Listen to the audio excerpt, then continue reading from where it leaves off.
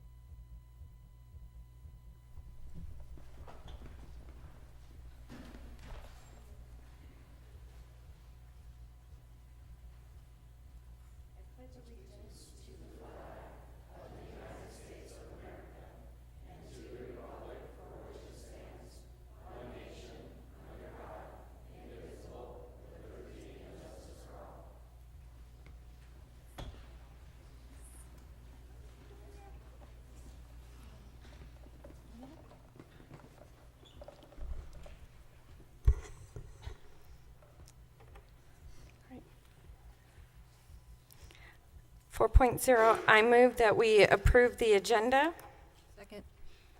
Second.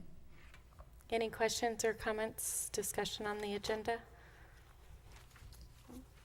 All those in favor? Aye. Aye. Motion carries 5-0. Superintendent's report, Dr. Thomason. President Reese, at this time, I'd like to welcome up Michelle Reese to go over our points of pride recognition for Chaparral Elementary, and then we have another special recognition right after that. And Michelle will let us know a little bit about that. Mrs. Reese. Governing Board President, members of the board, Superintendent Thomason, Cabinet, and community, thank you so much for coming this evening. Tonight, we are bringing forward the points of pride from Chaparral Elementary School. I'd like to welcome Principal Christine Hansen and Assistant Principal Terry Pepper to the front.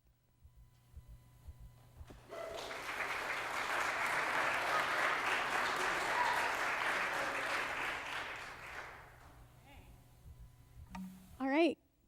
Good evening, everybody. We are very excited to be here this evening. We have 4 points of pride nominees that we are celebrating from Chaparral. We're very proud of all 4 of these individuals. So let's start off with Miss Kate Manship. Come on up, Kate.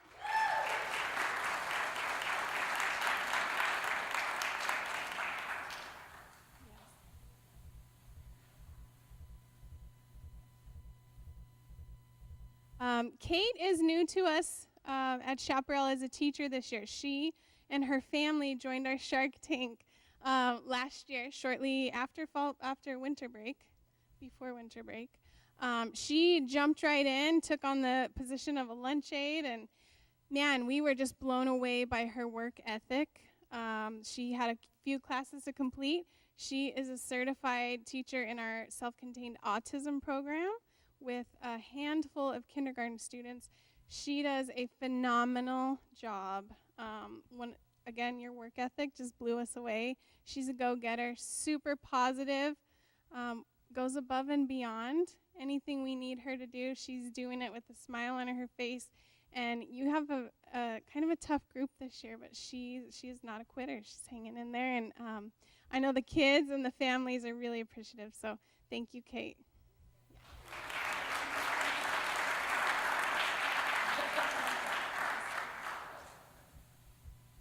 All right, and I have the distinct pleasure of presenting our points of pride for our student representative, and this year that is Mr. Kiran Kent.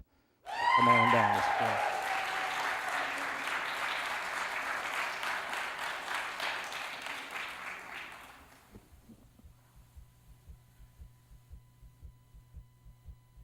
Kent. So as you heard, Kiran obviously has a following at Chaparral. The entire Kent crew, as I call them, is wonderful, but Mr. Kiran shows up every day to school, positive attitude, always willing to help. He serves as our vice president for Stugo. He's also in Rubik's Cube. He's in PE club. He's in Boy Scout or Cub Scouts, about to be Boy Scouts. He does gymnastics, he does karate, and he just serves as a real, representative and role model for all of our students. Even, he's in 5th grade, even for our 6th graders. He's always making great choices and doing a nice job.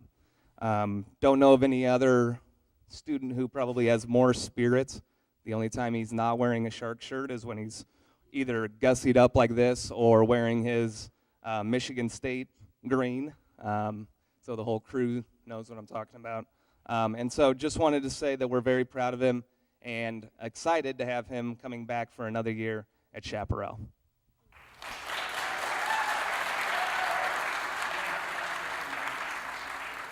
And I apologize. Kate, I did not let you introduce who you brought with you this evening. Who'd you bring with you? My husband. Awesome. Thank you. And Kiran, who did you bring with you this evening? I bring my mom and dad, my 2 brothers, Andres and Antonio, and my little sister, Emilia, and my cousin, Taryn. And your... All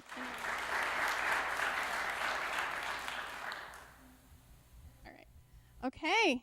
Our next Points of Pride recipient is Miss Norma Vasquez.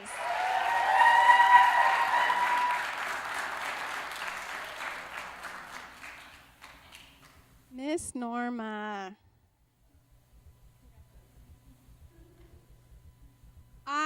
I could be up here forever talking about Miss Norma. This woman, now Mr. Pepper loves you as much as I do, but this woman has helped me be a successful administrator on my campus, especially this year. She's my gatekeeper. She's my calendar keeper. She makes sure I'm eating lunch and not missing phone calls. And I truly, Norma, would not be as effective or enjoy what I do as much without you. So thank you so much. We love you, and everyone loves you. The teachers. So Norma, who did you bring with you? I brought my husband, my 2 daughters, and my son.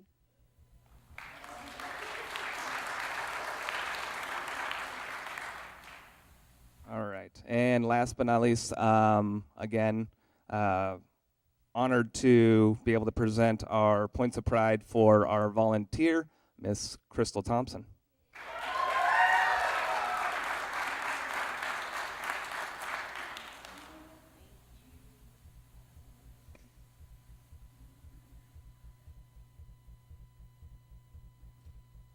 So Crystal has been great on our campus. She's participated in PTO for years. She is our current PTO president, which we all know is long, tiresome hours, sometimes without much recognition. But she also volunteers in our kindergarten classrooms. She has 3 students at Chaparral who do a great job and are always excited and ready to help out. And she recently just got certified to also be a sub, so she will be supporting us in the classroom now as a teacher, and we're just very honored to have her and appreciate all she does for our campus. And who did you bring tonight? I brought my husband and my 3 little sharks. Sharks, that's right. Dr. Thomason, if you want to come up. All right, we'll invite the governing board and Dr. Thomason.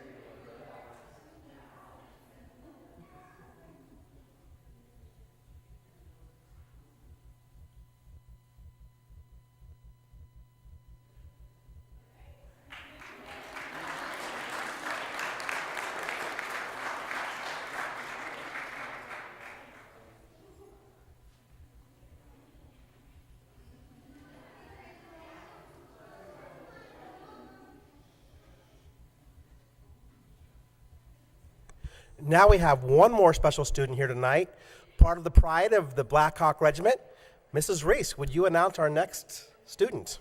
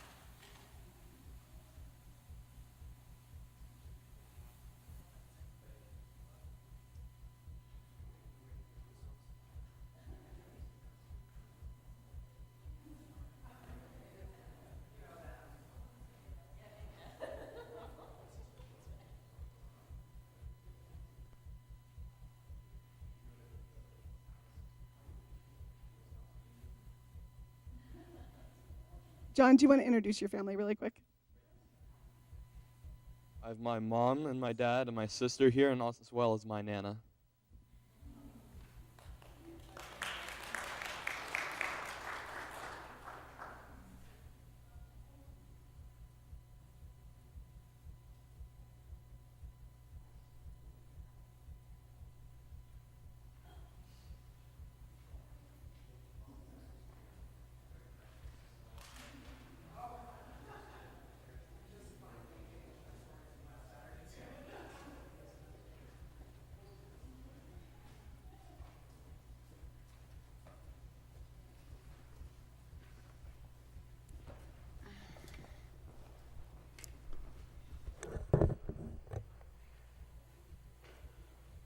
For our upcoming events, I want to remind the board and the public that we have a governing board retreat this Saturday at 8 a.m., bright and early.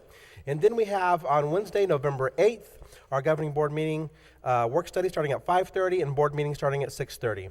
Then on Thursday, November 9th, we're off for Veterans Day, and that would conclude what we have coming up in the next few weeks. Dr. Thomason, could you check for us? Every year it's been a tradition. I think some of the board members, we've gone to Coronado for their Thanksgiving turkey trot. And then even years before I was involved with Higley, the Boys and Girls Club serves over 500 meals to needy families. So the items that the children make at Coronado is given that evening. So it's been such a wonderful event. I was just wondering if it's still going to be available this school year that we could take part in volunteering at the event. Absolutely, I will certainly check into that, but I see no reason why it wouldn't take place again this year. Okay, thank you so much. Just one quick correction. We're not off on Thursday, November 9th. That's when the town of Gilbert's doing their celebration for Veterans Day, but we are off on Friday, November 10th in observance for Veterans Day. So yes, we still have to come on November 9th. All right, thank you. We will go on to board comments. I just have a few. I got to attend the Business Partners Breakfast, and there was presentations for our Higley Achievement Foundation, and they will be holding a Monte Carlo night. And just to show the power that business partners have, they had sponsorships open, and one being a title sponsor of $5,000. 3 of our businesses stepped up at the Business Partner Breakfast to take the top 3 sponsors for that night. And they continue to help support our schools. and that opportunity we have to sit and talk with our business partners and let them know what's going on in our district is important, and we want to thank them for everything they do. And they usually sponsor our Teacher of the Year dinner as well through business partners and through the Higley Achievement Foundation. So we had 3 companies who just popped up and said, oh, I'll take that one, I'll take that one, I'll take that one. So it's a great start. So it was really good to see. President Reese, an update on that. We now have $27,000 in sponsorships to help with student scholarships and grants for our teachers. There we go. And that's due to our business partners, so thank you. The other few things I have is last week I did attend Higley High School. It hosted their first band concert on their site. They did an amazing job. It was very successful for them. They had lots of bands that traveled from Flagstaff, from Yuma, from all over the place on a Tuesday night to compete, and they did a great job. So I'm glad to see that they stepped out and hosted a competition, and they did it very well. So, other board comments? Are we going to say anything to Mrs. Ford now or later? We're not saying a word to Mrs. Ford. No. Well, I'll be the. Yes, we will do. I figured we would probably do that at the end, so then we can have our comments at the end and not have to go on with business after that. So if we don't say goodbye, she won't leave. Okay, so that's fine. Okay, so. There is that process, you know. Okay.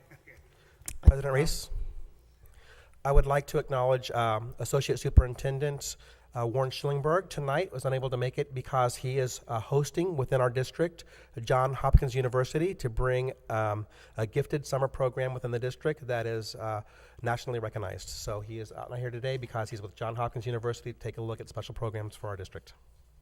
Very nice. Go Dr. Schillingberg. All right. Well, Maybe one more thing, if I could ask, and Dr. Fowler, I might put you on the spot so you can waive your right to speak. But did you want to mention anything about the AIA realignment for anybody who wasn't paying attention, or perhaps another time? President Reese, members of the board member Glover, I can tell you that the initial placement numbers are out there. And the process that follows includes the opportunity for individual schools to appeal their decision, and then ultimately in November, at the November executive board meeting, those appeals will be considered. And so the initial placement for both Higley and Waynesfield is in the 5A conference, which is a credit to the great work of the board, and high school students continue to be flocking to our schools, and our numbers are up in both campuses. And so the proposed region that those schools would involve kind of pretty exciting local flavor with both Campo Verde, Gilbert, Castile, Maricopa, and I think Tempe were the other schools involved in there. So that's still subject to change and will not be finalized until mid-November. But we're excited about the success of our athletic programs, and just things continue to improve. So that will be finalized, and I'm happy to bring that back at our next meeting to share with the board. Thank you. Any other board comments? All right, we will go on in our agenda. This evening, we will be conducting 2 public hearings pursuant to laws 2017,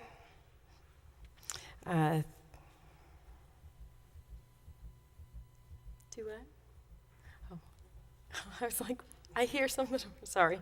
305-33 to revise the fiscal year 2018 expenditure budget with respect to the allocation of monies for the intended 1.06% teacher salary increase.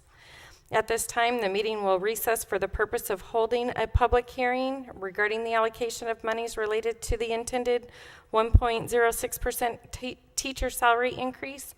Members of the audience are invited to make comments and ask questions. And then Ms. Good, can I just keep going so we can do both at this? Right, okay. Then pursuant to ARS 15-491.K and ARS 15-481Y for the report of expenditures in 2016-17 fiscal year of proceeds of capital improvement bonds and maintenance and operations override. Also, estimated expenditures for the 2017-18 fiscal year will be presented. So a report of the expenditures in the 2016-17 year of proceeds of capital improvement bonds and maintenance and operations override will be presented. The report will also include the estimated expenditures of the 17-18 fiscal year. Again, members of the audience are invited to make comments and ask questions.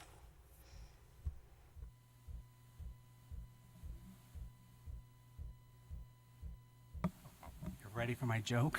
Okay. Good evening, President Reese, members of the board, Dr. Thompson, cabinet.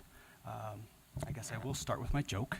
So the joke for this evening is, why did the teacher marry the janitor? Because he swept her off her feet. Dun-dun. Now on to some more serious business. You know, it's kind of always a challenge to make budget and numbers interesting and not have people go to sleep. So we'll see how I do tonight. Tonight I come before you and present you with a revision to our 2017-18 school year expenditure budget. The purpose of the budget revision, turn it on. So the purpose of the budget revision was to comply with House Bill 2537, which was to revise our fiscal year 17-18 budget to make the adjustments and capture the 1.06% teacher salary increase, which is due to the Department of Education on or before November the 1st.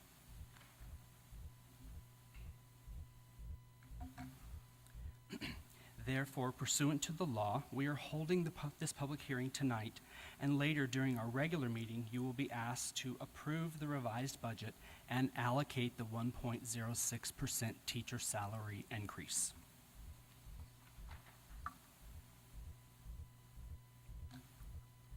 So one of the things that I kind of wanted to just give you a broad overview of what this year's will entail. When it comes to a budget timeline. So for the 17-18 year, so I brought you our a budget to adopt, which you did before July 15th of 2017, which is for the 17-18 school year. Now I come to you with a budget revision, as I just mentioned, to capture the 1.06% teacher salary increase, which is due by November the 1st. Next, we potentially will have another budget revision in the month of December, which is due by December the 15th.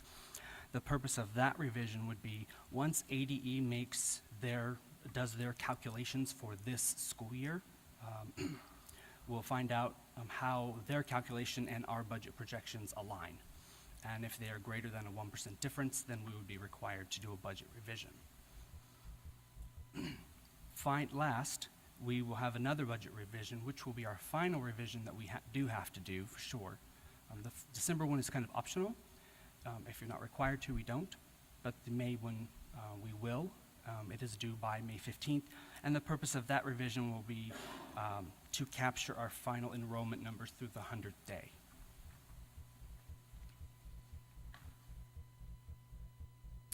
So when you're looking and you're developing a budget, many factors come into play.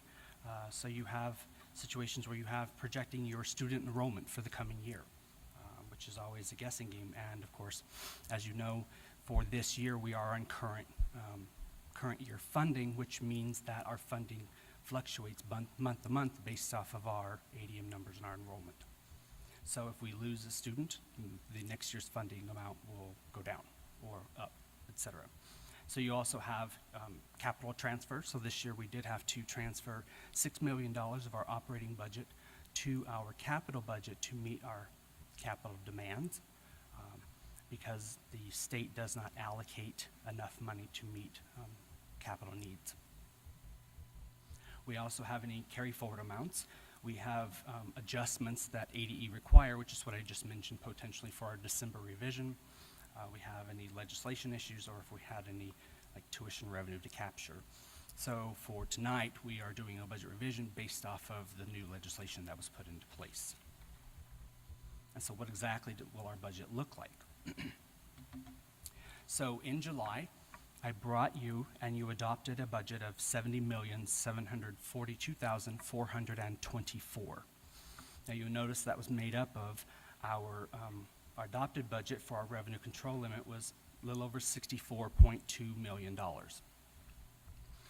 With the budget revision to capture the 1.06% teacher salary increase, our revenue control limit budget actually is going down. So it is now $64,263,217 to give us a new total budget of $70,709,924. So you'll notice that's about a $32,500 decrease. The reason for the decrease is because when we adopted, or when you adopted our original budget, we put it together, that was based on budget estimates for this 1.06. Now that we know what the actual prior year expenditures were, and we now know which teachers are eligible for the salary increase, you go back through, do the calculation, and notice that ours will be going down by 32.5. Does that make sense? Okay. Yes, but we overestimated because we didn't know what the numbers were, and when you're looking at actually who all qualifies for this money, which I'll go into here in just a minute, the numbers were drastically different when it came to FTEs. So how does this work and who qualifies? So who meets the qualifications to receive this 1.06% increase? So the teacher must have been teaching in an Arizona school district or charter in the 16-17 school year, and also must be teaching in an Arizona school district or charter school in the 17-18 school year. So teacher last year, teacher this year. A teacher dealing with instruction. So what's the definition of a teacher? Based off of the legislation, the purpose of the House Bill of 2537 defines a teacher as a means of a certified teacher who holds a classroom teaching position. So a couple of examples, of course you have your regular instruction teacher, plus you may have some, like your PE teacher, music, band, kindergarten, etc. Mr. Holland, what about our pre-K teachers? So our special ed pre-K are part of this calculation to qualify. Our preschool through our community ed that we offer, that those teachers are not eligible for this 1.06% increase. They're not eligible because the legislation looks at it as teachers that are mandated from K through 12, that are mandated by law to be there, and you receive ADM based off of for those individuals. Those are the ones that qualify for the 1.06. However, stay with me, our preschool teachers, because since they're not mandated by law and they're a service that we provide to our community that is completely separate, they fall under a completely different function code of 3300, where our normal regular instruction teachers fall under the instruction function of 1000. However, we want all of our teachers to know that they are very important to the district, and though that the state is not going to give us the funding to provide that 1.06 for our preschool teachers, the district will be covering that cost. Okay, so they'll still be getting it, but it won't be coming in an allocation from the state. It'll be the district taking the money out of their budget to meet that payment. Thank you. Make sense? It doesn't make sense, but you're making sense, but it doesn't make sense that they're not included. if that makes sense. And I understand Yeah. what you're saying, because at first I had the same kind of question. But I did call and I spoke to the Auditor General twice, and I've talked to 3 different people to kind of clarify this.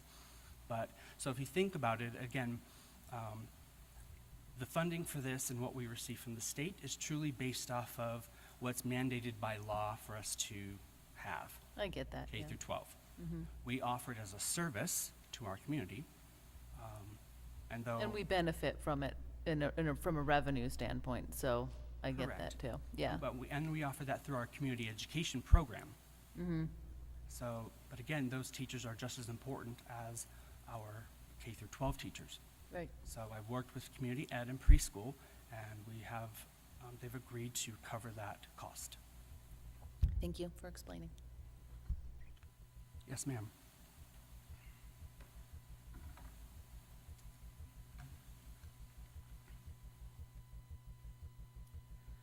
So who does not qualify for this 1.06? So a certified support personnel who are not paid from the instruction function 1000. So for example, that would be our counselors, media specialists, any speech language pathologists, our substitute teachers, our purchase service professionals, so our smart school teachers. None of those individuals are eligible for this funding.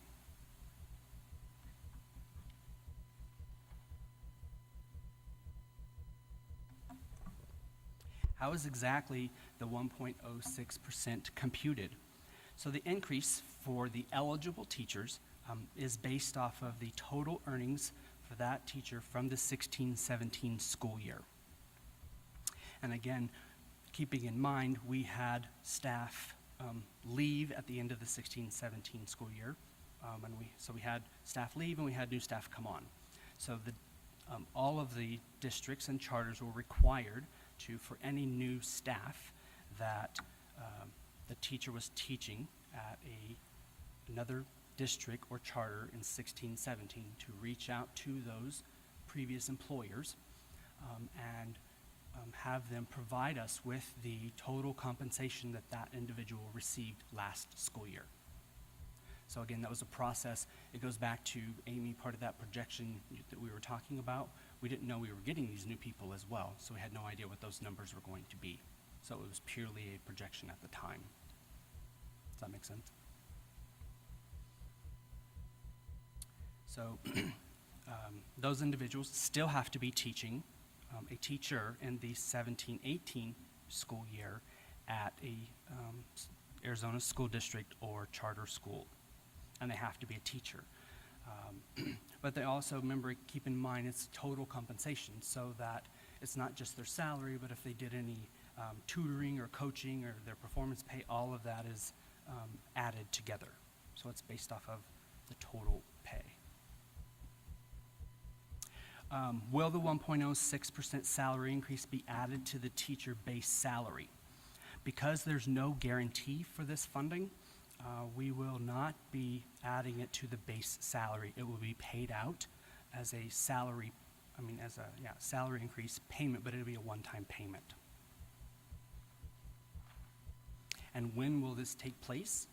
So any eligible teacher, so any individual that is employed by the district as of today, October the 25th, 2017, and is still an employee of the district on December the 21st, 2017, will receive the 1.06 one-time salary increase. And the district intends to pay on or before the 1.06 monies, on or before December 21st, 2017. Again, as I mentioned, it'll be a one-time payment. Madam President, may I ask a question, please? So thank you, Mr. Holland and Dr. Thomason. I guess this is for all of us to consider. It's 1.06 is not a lot of money. It's not? Well, cumulatively, but I mean on your No, salary, I'll it's tell it's you it's. it's not. Oh, you're agreeing with me. Okay, thank you. To leave out, our media specialists they are teaching and they are teachers, and I know we can't code them that way, and the law says what the law says.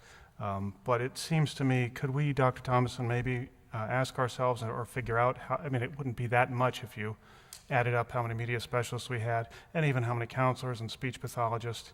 Probably the non-smart schools, but I don't think we have any smart schools ones for that. But could we find out and maybe consider doing what we're doing for the preschool? Absolutely. President Reese, members of the board, we are meeting in financial cabinet to take a look at some of those numbers and take a look at those separate categories. We want to recognize in all of our staff that are working hard to make our district great, and we are the #1 district in the state of Arizona in the Southeast Valley. And so we're taking a look at all those numbers, and we'll be bringing those numbers forward also to take a look at those separate subcategories that are not included from the state's definition as a teacher. Thank you. And I just thank you. I would completely support that, and I think that follows our strategic plan of valuing teachers. They probably are not feeling terribly valued, but it's nothing that Higley did. It's that we're following the law. And then once this all is all settled, somebody will send an email out to the teachers letting them know to expect this on whatever date based on our 2016-17 earnings? Based on the results of tonight's vote and the public hearing, then we'll be sending something out shortly to all of our teachers, with the exception of those teachers that are not classified as teachers under the allocation, but we still are looking at those, and so we will send something separately out to those individuals. Thank you. My question is, piggyback on that, is how soon are we meeting with the financial cabinet? So will this be something that those teachers might possibly still have before Christmas, or no? We're meeting tomorrow in financial cabinet, and we should have some numbers very, very shortly, probably before Thanksgiving for sure. We should know. So we did send out several notices with regards to tonight's advertising this public hearing. We did send out a notice, just so you're aware, to make sure that, because we tried many times to make sure everybody got the information. So we posted it on the front door of the district here at the office, the district office. We included it in our newsletter that went out to all of our teachers before they return on Sunday, the 14th, the 15th, before they returned Monday from spring ball break. I guess I'm ready for spring already. We also posted it in the newspaper, so we did a newsletter. We sent out an email. We posted it on the front of the door. We ran an ad in the newspaper, and then I will send out this presentation as well tomorrow. So we've tried several attempts to make sure that the information does get out to our teachers and our community. Does any members of our community have any questions? We have several teachers here. This is public forum. We're in recess of our board meeting, so it's open to you guys. Anyone have questions, comments, concerns? Got one over here. I just have a question. With the instructional coaches piece, do they qualify as a teacher or non-teacher? How does that factor in?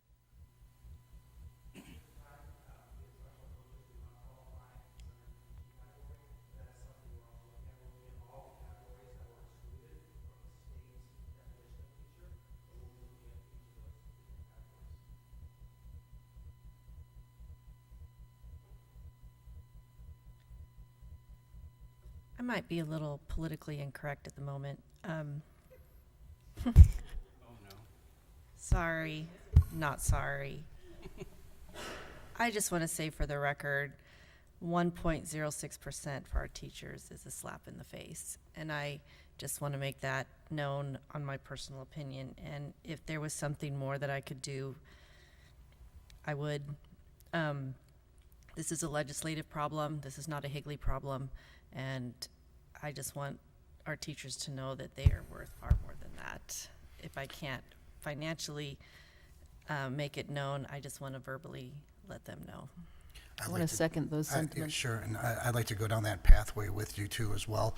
I just find, this amount of money, and if I was sitting here listening to you the whole time, and I'm just thinking if we could just whatever we could do to give is, and as you tell them about the 1.5, let them know how supportive we are of them and how we wish we could give more.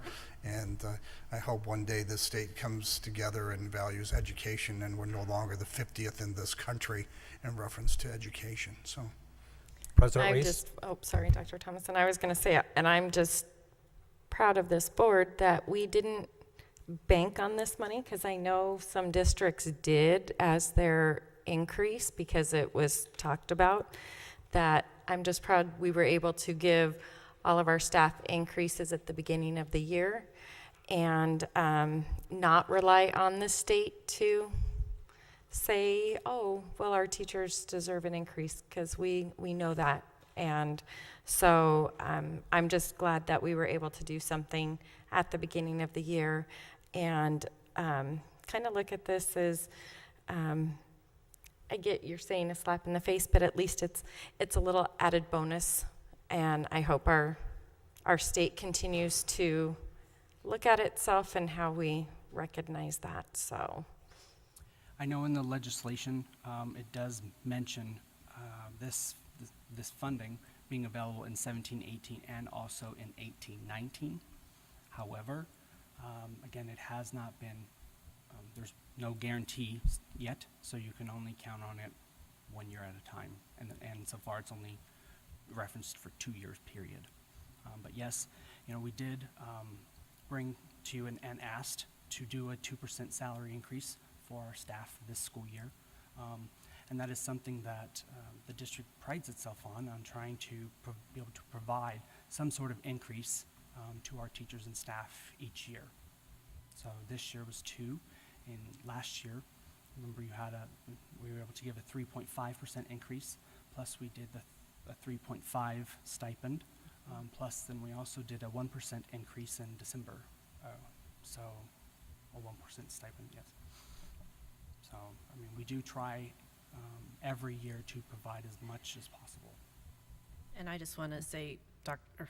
Holland, you like that? Oh. Mr. Holland, I just love how you cookie shelf it for me. You just make this so clear for me, and I just appreciate, I liked your little fun number slideshow tonight. So thank you for making it very clear. Thank you. President Reese, members of the board, I would just like to echo the sentiments of the board in saying that the state further compounds the problem by separating out the different groups, and makes it difficult to have a united, strong school district when they don't recognize some of our classified staff, our bus drivers, our administration in those aspects that all are required to run a positive, successful school district.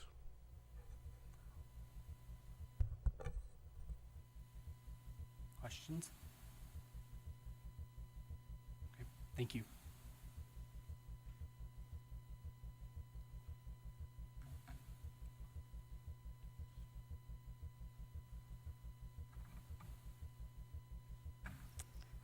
all right, if no one else has any questions, okay.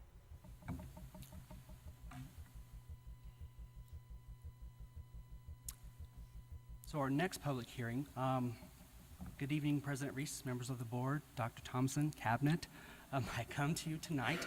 Did you prepare a second joke? 2 presentations, 2 jokes.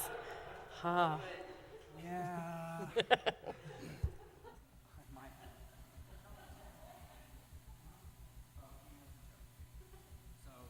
this is going to be a 2-part show. I'm going to do the first part, and Dr. Fowler's going to do the second half, and so he'll bring the joke. Let's break it up a little. So tonight, I bring to you a presentation of our expenditures from the 16-17 school year for our M&O override, as well as our bond expenditures. So again, as I mentioned, our 15% M&O override that was approved in November of 2015, which took effect July 1st of 2016, so last school year. As well as this presentation also includes our bonds that were approved in the November of 2013. So we'll start first with our override. So I'm not going to read you the entire statute. However, so ARS 15481, the state statute requires that the district hold a public meeting to share with our community how we utilized our 15% M&O override during the 16-17 school year. You'll see the same thing several times. I apologize. So the renewal of our 15% M&O override provided funding for programs currently serving the district's students. So the categories that made up this override included teacher salary increase or increased teacher compensation, maintaining and improving some of our elementary specials, providing staffing to reduce average class sizes, support our gifted SPED and all-day K program, as well as provide educational resources to our classrooms. So for our 16-17 school year, our allocation for our 15% M&O override was $9,201,567. You can see how the categories listed down, those 5 different areas of how we spent those funds, but just to kind of give you examples of some of those items. So we were able to increase the number of teaching staff. We were able to maintain our all-day K. We were able to provide the 3.5% salary increase. We were able to implement longevity stipends, provide additional resources for our classrooms, provide some salary increases due to some market analysis adjustments, sustain our art, band, music, and PE programs. We also started a new curriculum adoption, which will be a phased process. We were able to reinstate money for our substitutes, lunch aids, as well as reinstate some of our bus routes. Now you'll notice that I said our allocation was 9.2, and you'll see that the district spent a little over 12. So the overage was covered by the district's M&O operating budget. It was very important to provide those resources, and we were able to do that and carve that out of our regular operating budget to meet that need. So you'll notice it says for our 17-18 school year, so this year, our estimated calculation is a little over $9.4 million. So it's up a little bit. Please keep in mind that's also, those numbers are based off of our ADM. So the first numbers were based off of the prior year ADM. The 9.4 is based off of last year's ADM. Does that make sense? Questions on any of that? Okay. So next, we'll move into our expenditures related to our bond. So this one references ARS 15491.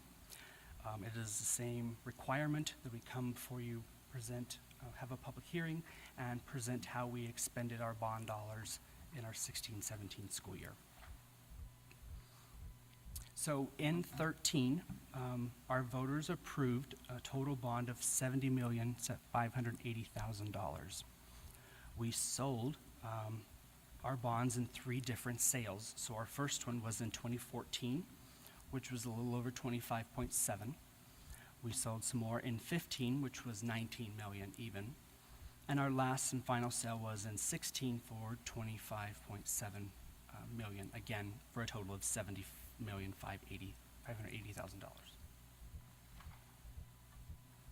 How have we utilized those funds?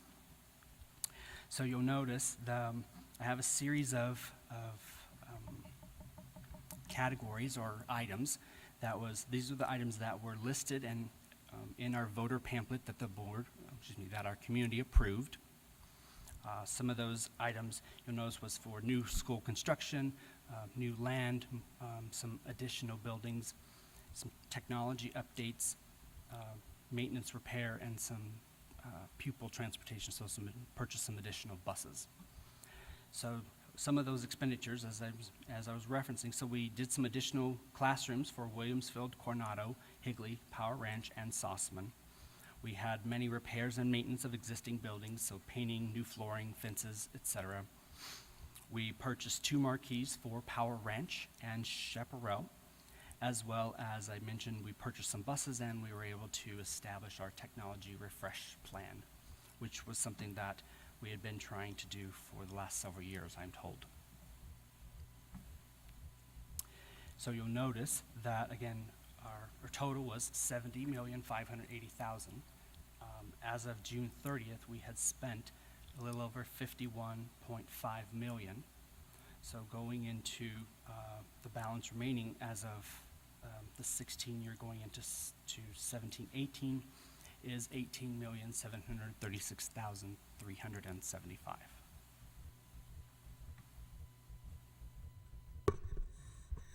Any questions on any of that? Mr. Holland, so Yes, ma'am. 18 million, this is, do you believe it will all be spent? Or do you think we're going to have some left? No, we have many projects So that it we're will- still doing, which Dr. Fowler will talk more about that here in just a couple of minutes. So yes, there's no, I mean, we need it to last longer than it will, actually, so.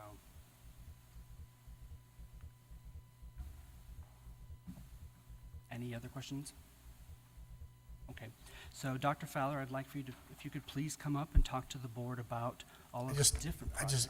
One quick question for you. Yes, sir. In reference to the M&O, in reference to the, if we could go back to that page real quick, I think it's like the second or third slide. This one? For like maintain and improve elementary specials. Not only for my input, but in reference for the community as well. When money's allocated out there for these type of programs, do we assign each school a certain amount of money, and then at which point is the decision made as far as equally? Let's say, for instance, you get X amount of dollars transferred over to your elementary school for the fine arts program, for the specials, okay? Is it the principal who makes this decision as far as, let's say we've got $1,000, okay?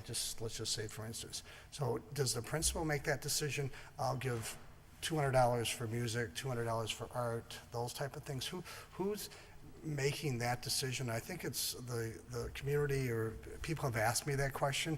And is there somebody looking at the equity in reference to the other schools, that when I compare different schools in our district, that there's equal amount of money going to the music program or the art program compared to the other schools? Is there checks and balances in place? If you could maybe address that issue in reference to the funding on those particular items. President Reese, members of the board, I can address some of those issues.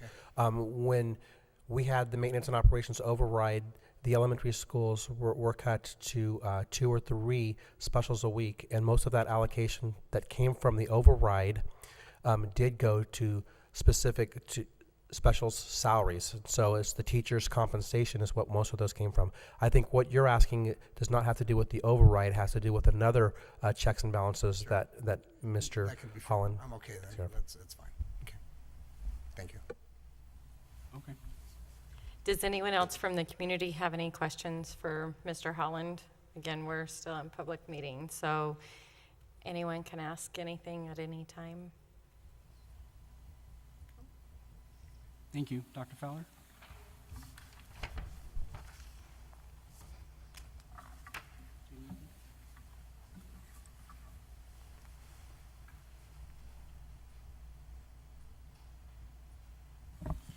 President Reese, members of the governing board, happy to continue on the presentation, but because of the recent adjustment, I'll provide a joke that I quickly found. Just before the final exam in my college finance class, well, I'm speaking as a professor here, a stellar student approached me. Can you tell me what grade I would need to on the exam to pass this course? The student asked. The professor responded back. I gave him the bad news. The exam is worth 100 points, and you would need 113 points to get a D. So the student responded, okay, how many points would I need to get a C? I wanted to keep it in the finance arena, so that's just... So I just want to quickly highlight some of the expenditures that related to our department. Is this working? Slide it to. So first of all, Chaparral, we have a new marquee. Our vendor with that project was the Arizona Commercial Signs, and that was about approximately $17,000, and that was a bond expenditure. At Coronado Elementary School, number of things that happened last year. Typically, a lot of this work occurs during the summer. We had wholesale floors in to put the finishing touches on our baseboards and floors at Coronado.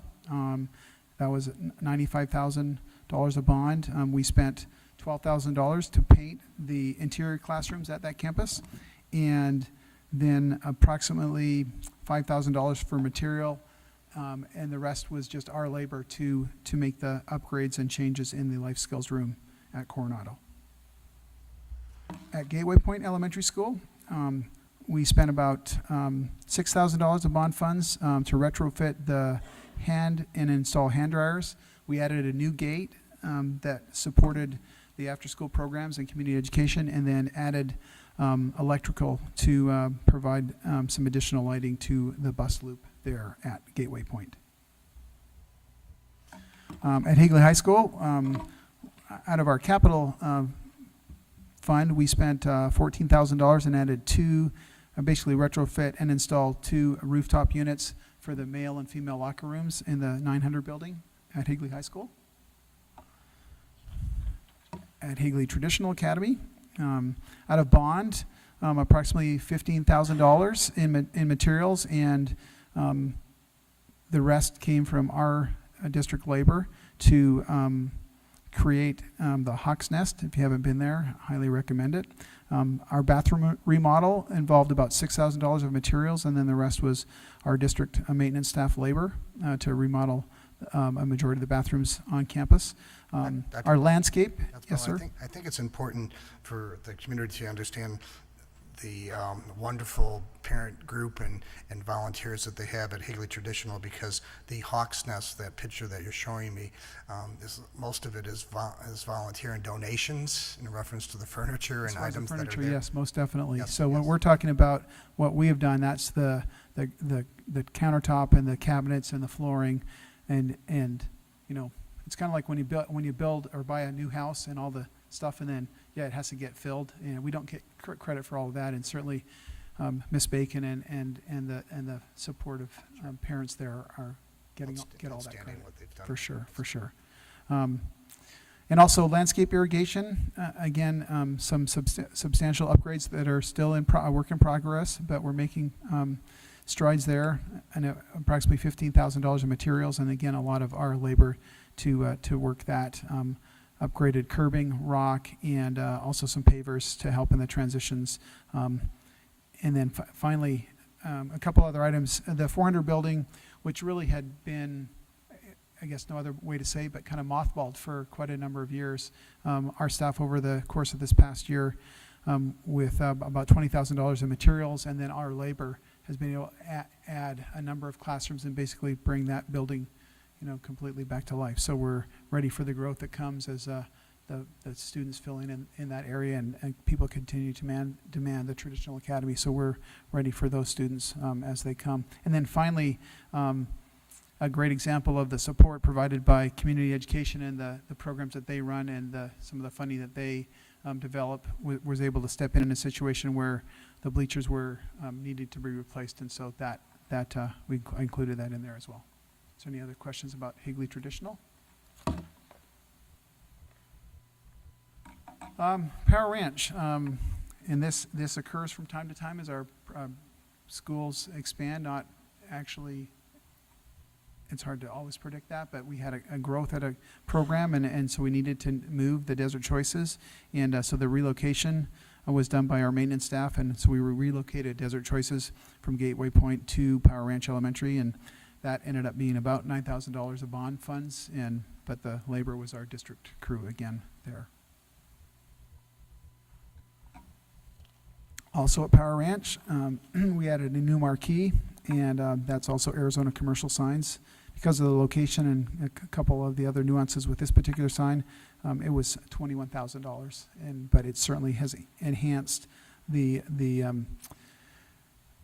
visibility in the community, and that it goes well with the new paint that came there last year. So that's at Power Ranch.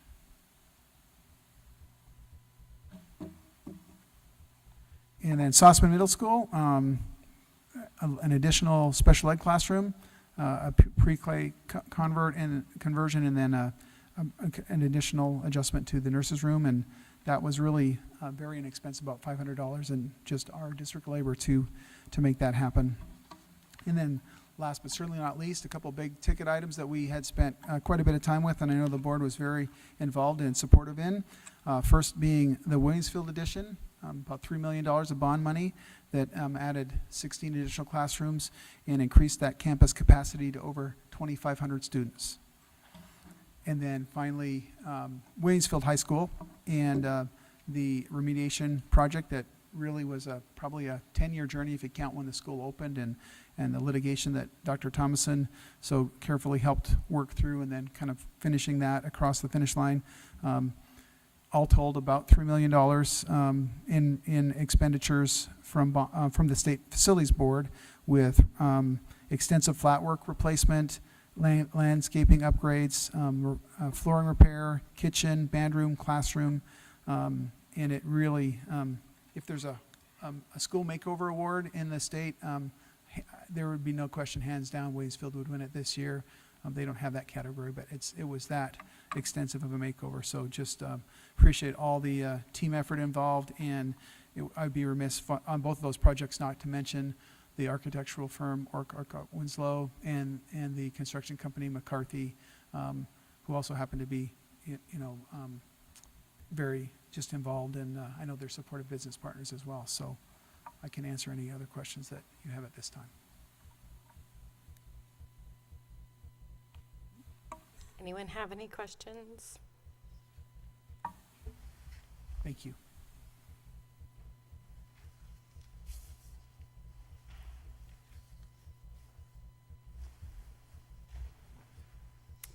All right, if no one else has any questions, we'll go ahead and reconvene in our meeting.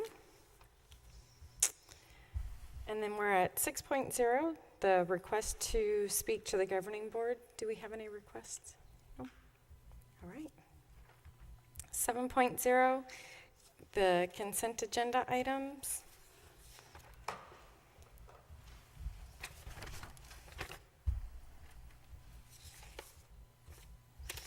I move that we approve consent agenda items 7.1 through 7.17.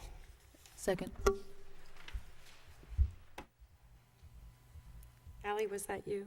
Okay, thanks. I heard something. Any questions or comments regarding any of the consent agenda items? Did I miss it? Oh, sorry, I missed that. So I will amend that. Thank you. That we approve consent agenda items 7.1 through 7.18. Second for a second time. Thank you. Thanks for catching that. It hid there.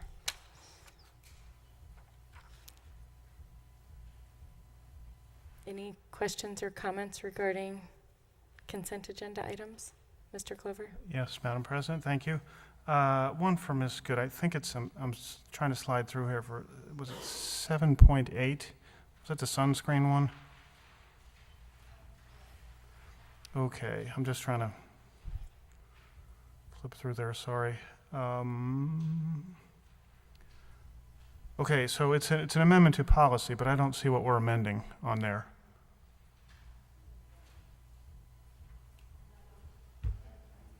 Oh, I can. It's page 30.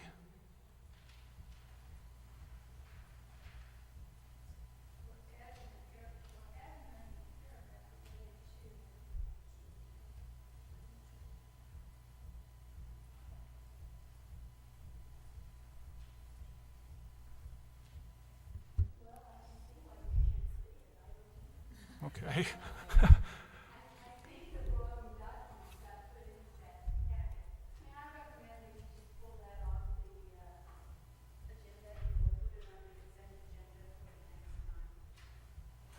Yeah, and I believe on that one, that was just a change in the law that said that students can carry it because before it was considered a medication.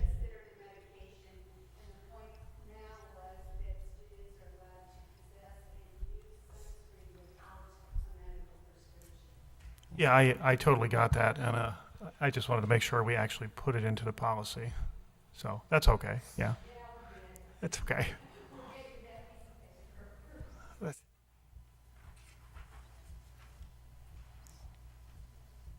Any other questions?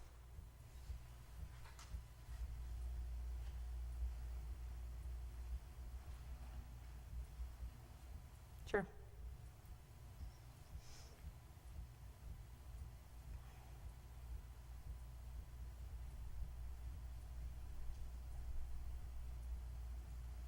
Lots of pages. Yes, Madam President, Dr. Thomason, are we supposed to, it says on item 7.18, approve authorized bank accounts and signatures, but should we be seeing those? I mean, it probably doesn't really matter, but maybe you could, they're not attached. On the signatures, I'll have Gary Holland address that question. It's just the approval of allowing other signatories to be assigned to the bank accounts. Mr. Holland?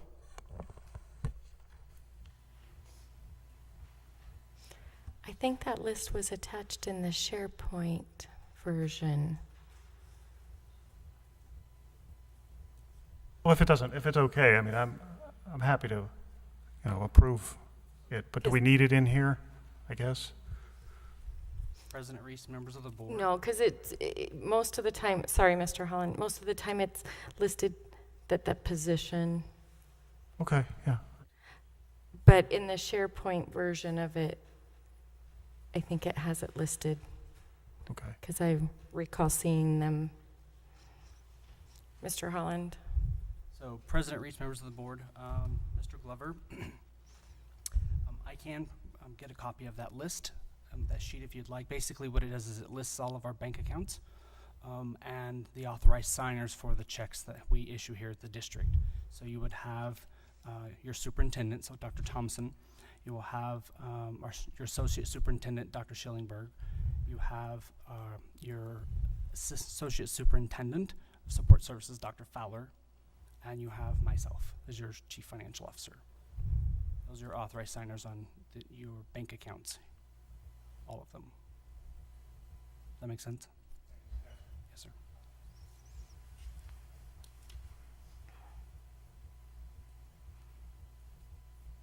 Any other questions? Mr. Glover, do you want me to make that amendment to pull that one off? Well, I mean, does it need to be in order for it to pass it? Do you want us to remove that one with the sunscreen? We understand it's a change in the law and it just...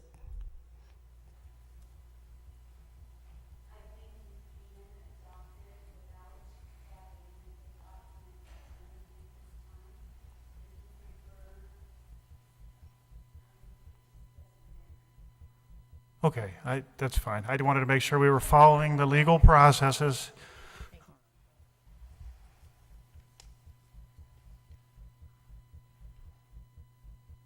Then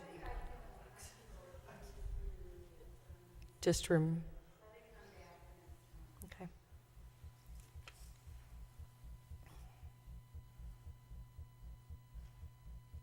Then I'll go ahead and amend the motion to approve consent agenda items instead of reading them, to remove consent agenda item 7.8. Second. Okay. All right. Any other questions or comments regarding consent? Okay, so A yes vote would approve all consent agenda items except for 7.8. So all those in favor? Aye. Aye. Motion carries 5-0. All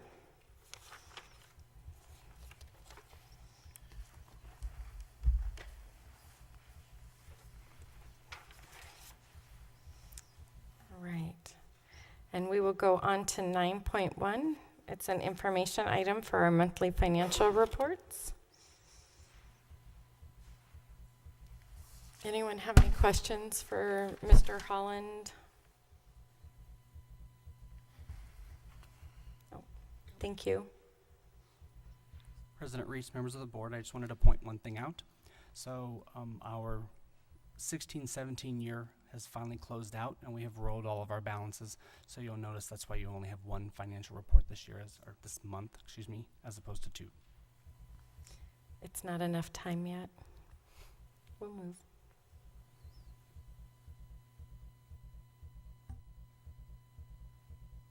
I just appreciate how we get these reports and our expenditures and our salaries, and it helps us understand where our money's going. So I appreciate your time in doing that.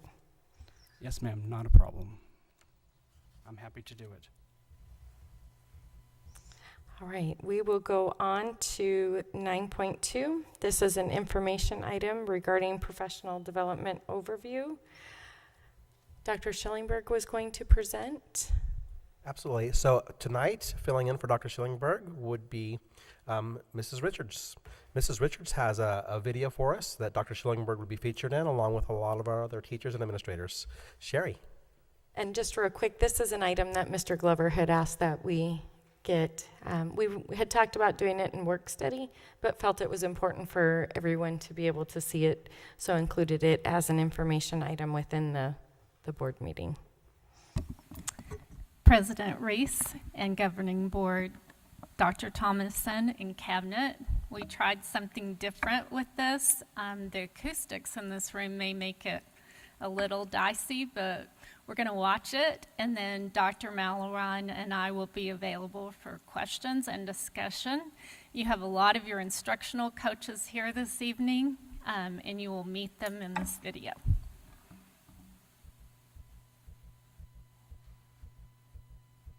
I'm Warren Schillingberg. I'm the Associate Superintendent for Educational Services for the Higley Unified School District. And we're excited this year that we are embarking on a strategic plan that one of our goals is student achievement. And as part of that student achievement, we are focusing on professional development and making sure that what we provide to our administrative team filters throughout the entire district. So we have selected a couple strategies that we're going to focus on each year, and we're going to provide that training to our principals, and then each of the principals will then share that information with their teachers, helping this to move throughout the entire system throughout the entire year, as opposed to those one-shot wonders that we know are not very effective in improving instruction and achievement.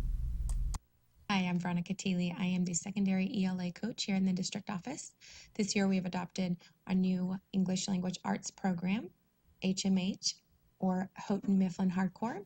It is a pre-K through 12 program, and they are offering ongoing PD throughout the school year on half days for teachers and staff.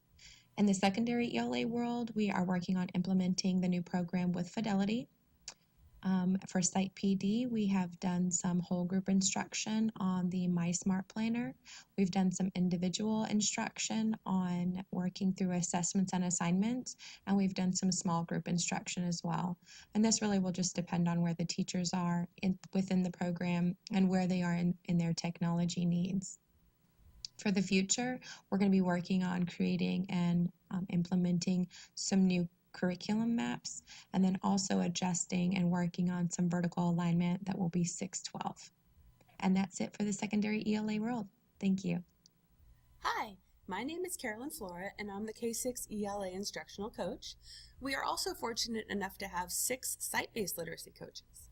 Together, we have been providing professional development trainings at the various sites to meet the particular needs of the teachers.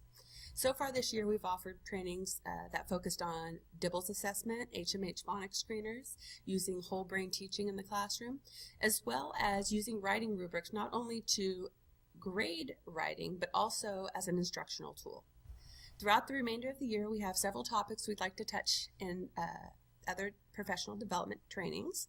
One of them is assessment and student feedback. We'd like to encourage teachers to use conferencing with their students and to ask students to do a lot of self-reflection about their personal progress. In addition, we also would like to do a training on writing throughout the subject areas, encouraging teachers to use nonfiction pieces to prompt students and give them background knowledge regarding various topics, to write narrative pieces, opinion pieces, informative pieces. Thank you so much. Hello, I'm Rick Seipel, and I'm the secondary mathematics coach. The professional development for this coming and the next school year is going to focus on the standards for mathematical practice, making sure that they're embedded into every lesson, because the overarching ideas have to align to the AZ merit testing and the change in 2019 that the AZ merit is going to put on our schools. So we're going to focus on the instructional practices that align themselves to the AZ merit assessment question types. The assessments themselves, making sure they're true to the types of assessment that the students are going to see on the high stakes AZ merit test. The depth of knowledge, the DOK, because we realize that 70% of the AZ merit itself is going to be aligned to the application portion of that assessment. So that's this year in professional development from mathematics. Hi, my name is Leslie Horn, and I'm your district instructional coach for science. This year, the main focus for our professional development in science is preparing for our new state standards, which will be adopted this coming spring. We are currently trying to create authentic dialogue within our professional learning communities and helping teachers get resources for curriculum and assessment, which are tied to their state level standards. In addition, we will be offering professional development on a wide range of topics such as three-dimensional learning, inquiry-based learning, engagement strategies, assessment strategies, and data literacy. Three-dimensional learning is the use of cross-cutting concepts, disciplinary core ideas, and science practices to understand the world around us. Students will be using these science and engineering practices to solve problems and learn how to apply the scientific concepts they are studying. These practices guide students in learning the skills which are used by scientists and engineers every day. And that's our plan for science professional development this year. Thank you. Hello, I'm Matthew Agnew. I'm the social studies coach here at Higley. Two main professional developments that we'll focus on is the DBQ project, which stands for Document-Based Question, and the C3 framework.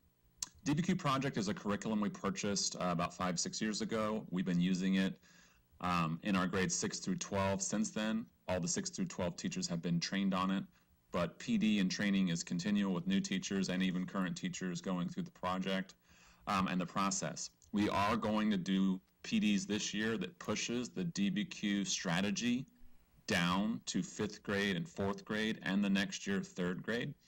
It's a great strategy for upping the rigor in writing for our kids. It focuses on historical thinking and literacy skills, which is great cross-curricular for English language arts.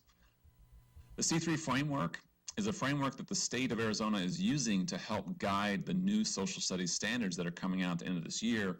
So getting our teachers trained and well-versed in using the C3 framework in their classroom is going to be a big part of professional development at the end of this year, the following year, and even the next year as the new standards go live when they're rolled out. Teacher education specific to differentiated curriculum and instruction is offered throughout the year in multiple contexts. Currently, we have 65 teachers participating in an after-school in-house gifted endorsement program. Site-based professional development occurs on Wednesdays during early release, and monthly meetings offer time for continued education of our gifted specialists. Regardless of the context, the pedagogy of the professional development remains consistent and focuses on methods to differentiate learning tasks to foster small group or individualized learning, integrating the prompts of depth and complexity to develop critical and creative thinking, as well as methods for instruction such as learning centers or independent study to engage students in meaningful, interest-based learning experiences. Ongoing formal and informal assessment of student learning through varied products allows teachers to monitor student achievement. One of the greatest celebrations of our professional development thus far has been the transfer of learning into the classroom and the excitement that teachers feel when the new methods are helping students learn. Finally, parent education takes place during scheduled meetings as well as during a parent speaker series where we bring in experts to our district to help our parents understand how to raise their gifted child.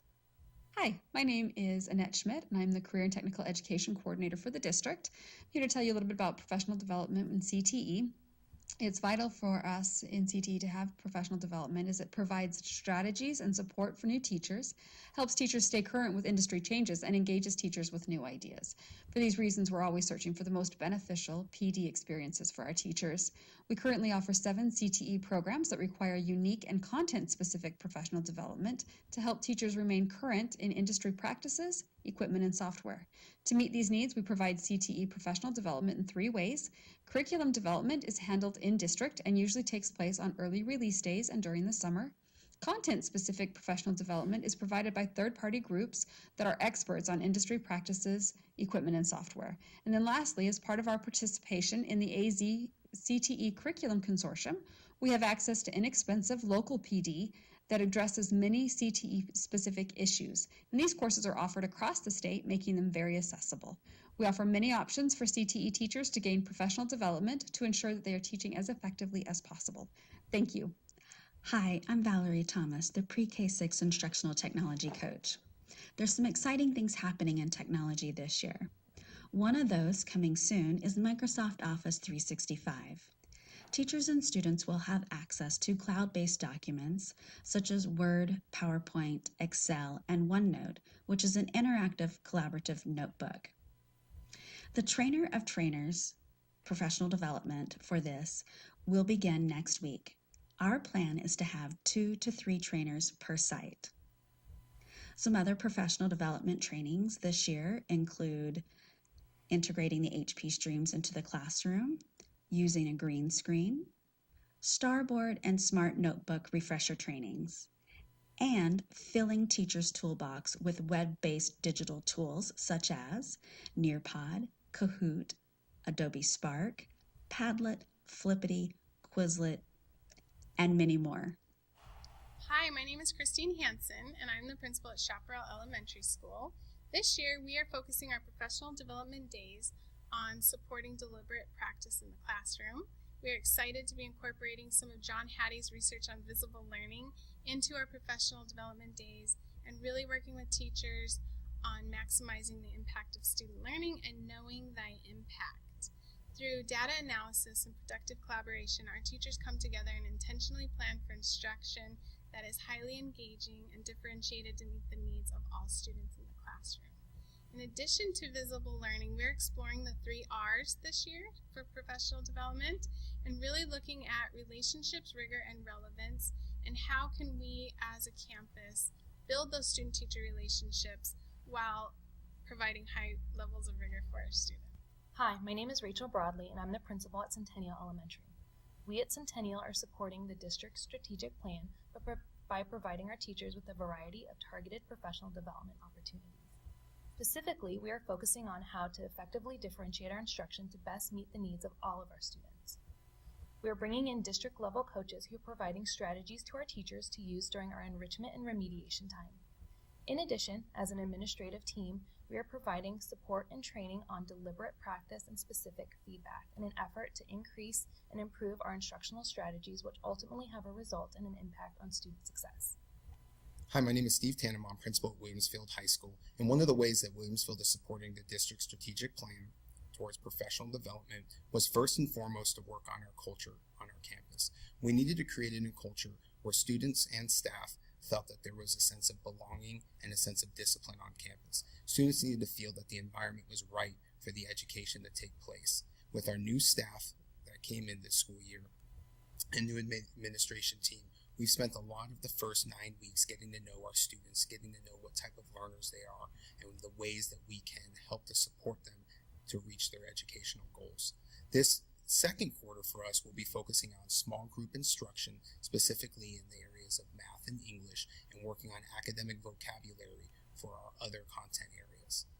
Planning ahead for the 18-19 school year, the Ed Services team is currently having discussions around restructuring how professional development will be offered for certified staff. In recent years, I know I've seen professional development transform from the sit and get to a hands-on approach, then most recently to online learning through video tutorials. Although we are still in the planning stages, some of the ideas are to have a cohort that targets district initiatives, introduce a digital badging program, and create an online learning video library. And all of this excites us for the future of professional development in Higley. Hi, I'm Sherry Richards. I'm the Director of Elementary Education here for the Higley Unified School District. I'm excited to share a couple of things with you this evening. One of them is in regards to our current administrators. We're in the business here of developing people. We had the unique opportunity to send 7 of our administrators to qualified evaluator training this year.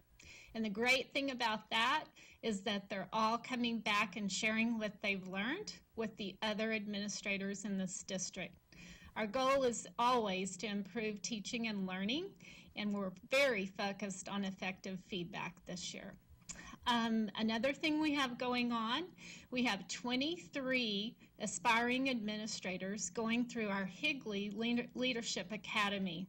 It's a great opportunity for collaboration and opportunities for these individuals to learn about school safety, instructional leadership, building a positive culture, issues dealing with special ed, interviewing, and so on. We really want to attract, recruit these people, keep these people, support these people, and put them in potential leadership roles. We have 6 current administrators that have attended the academy in the past. So we have great things going on here in Higley. Thank you for your support in ensuring that we can provide the best professional development possible.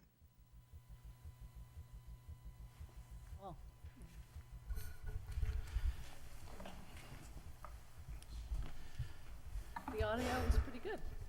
The audio was good. Except when the AC came on. Oh. Oops. Thank you. You did a wonderful job on the presentation. I do have some questions. Professional development is very important. I'm a huge supporter of our Wednesday afternoons. If we're going to move forward in this district and move forward, we need to do this. We need to give the time to our staff and faculty to do that. With that being said, I do have some questions of you. I noticed in the video as I was going through, there was no professional development for the fine arts program. There was no speaker on this. If you could perhaps send us a memo or something, well, I would like to know, and I'm sure the other board members would like to know, because I'm sure they get together and they are a very important part of our district. Okay, so I'd like to see, because they weren't part of this video presentation, the fine arts program. So I'd like to see them in this. I guess a question that I have of you, in reference to our training, you mentioned as far as we seem to be doing it internally. Mm-hmm. Are we bringing trainers from the outside? And with technology nowadays, when we do professional development, are we utilizing Skype, webinars, all these things? I know through my job, all the time I'm sitting in on webinars and with experts from across the country. Are we utilizing the world of technology in reference to that with us? And if you could share some of those things with us, if you are. Can I back up to fine arts just a little bit? Please. Because today I have the opportunity to be with those teachers a little bit at Chaparral. And so they're meeting monthly to collaborate and plan some sessions that'll be beneficial for them. The music teachers are piloting what they call a Group B assessment that the state may push out. So there's some lively conversation. The band teachers collaborated, the art teachers collaborated, the PE teachers. So we are doing that, and I apologize we didn't get everything in here, because when we got done, I was like, there's no new teacher information in there, because we are providing training for them. So going back to your other questions, HMH was like a big investment this year, and the PD that's been going on with that has trainers coming in. They're using large group instruction, plus going to this month, going to the sites to break it down for individual schools and what they need. Do you want to talk about technology, or do you want me to get Valerie up here? While you're having the discussion on technology, I noticed the presenter in that video just mentioned K through 6. Okay, so where's 6 through 12 here? She helps with everybody, and so Valerie, do you want to come up here?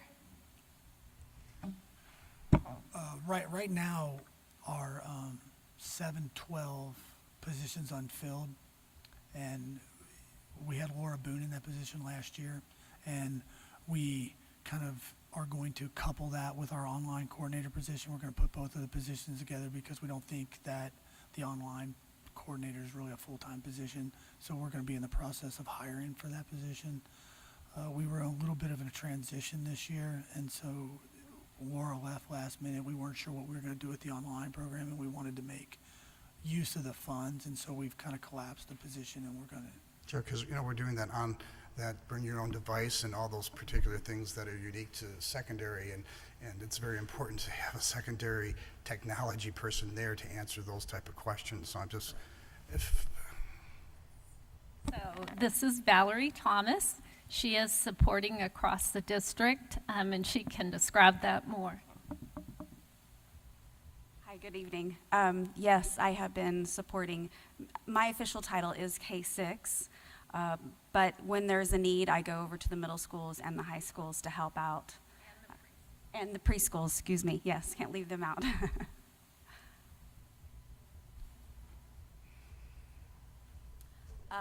You asked about Skype. So in the video, I spoke about Microsoft 365 coming out.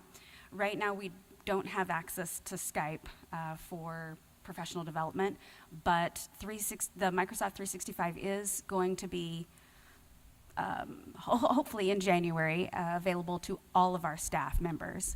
And we are hoping to bring Skype into the classroom for virtual field trips, meetings that happen over Skype, and PD as well. We just had a Microsoft trainer come in today and train the trainers on Microsoft 365, and that was just the first piece of our training was today. I don't want to stump you here, and I don't want to make you feel awkward, but maybe perhaps, you went to the national in Texas, okay? What did you bring back from that conference that you're implementing here to take us to the next level? I don't want to call, if there is something, fine. If there isn't, what you're dreaming about for our district, because that's the future, No, it is. You're right. I learned so much from that conference. It was actually a little bit overwhelming because it's so large, but I learned how to use a green screen, and there's different ways to do that, and I'm already creating a video tutorial for green screen in the classroom, so I'll be presenting that really soon. And other things I've learned is, and I mentioned them in the video, the online web-based tools. There were a lot of that. I learned about the Adobe Spark and how to use that in the classroom. I had heard of it, but using it in the classroom, seeing all those examples, Adobe Spark. I went to a couple Microsoft trainings. They were there. They were a big presence. Apple was a big presence. So I'm just working on those video tutorials and then getting out into the classrooms and showing our media specialists and our teachers how to implement those in there. Part of some of the issues that we have at the middle or at the elementary level is we don't have Wi-Fi access, and so some of that is a little bit difficult unless they go over to the computer labs.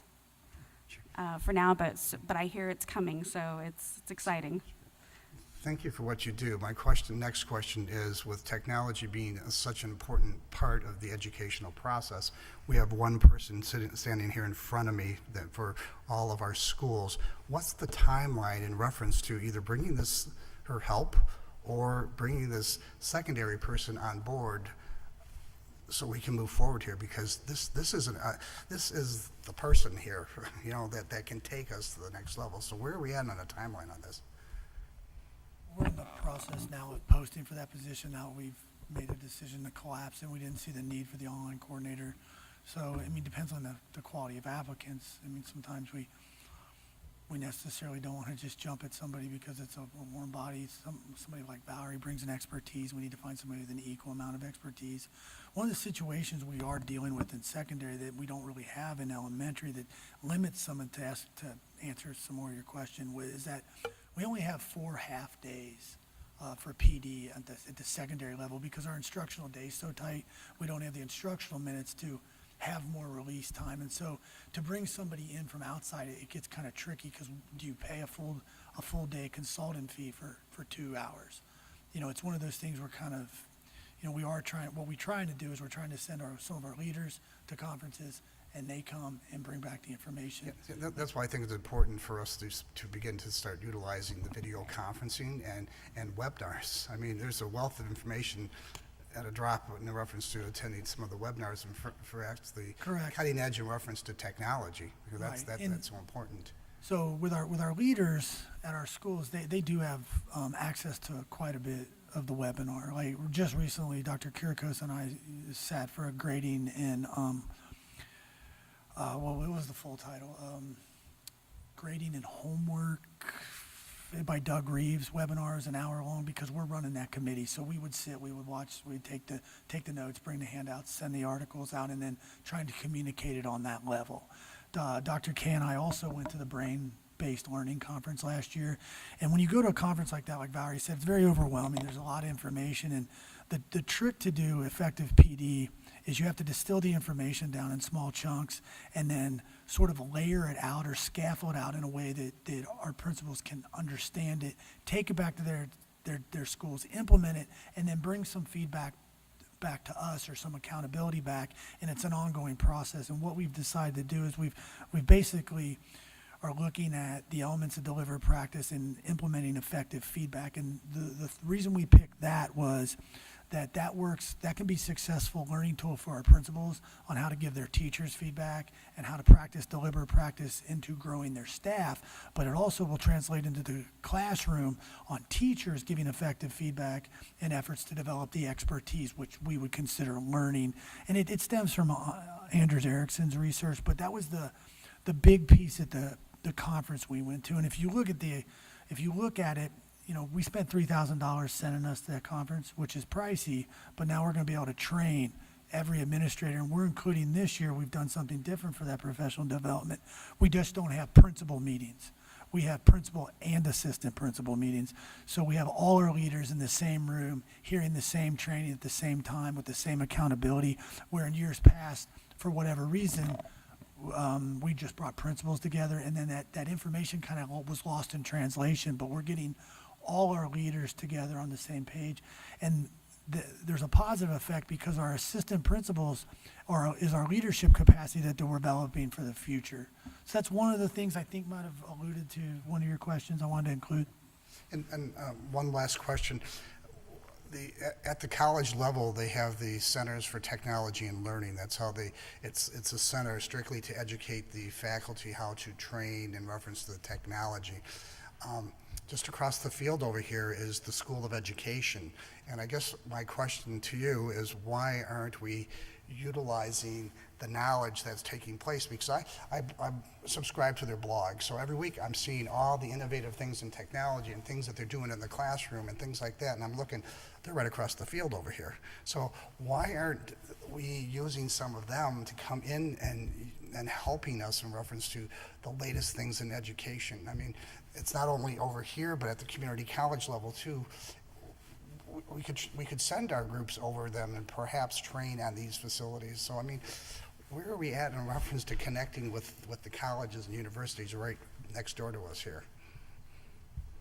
Has there been a discussion? I mean, I guess the thing is, has there been a discussion in reference to that? Because I see all these great things that are happening, and yet it's just right across the field here. So why aren't we talking to these people over here to come to our professional development, to show us the wonderful things that are taking place in our, in this country? And that's where I wish we go outside the box a little bit here. I'll say point well taken. Okay, thank you. Notes taken.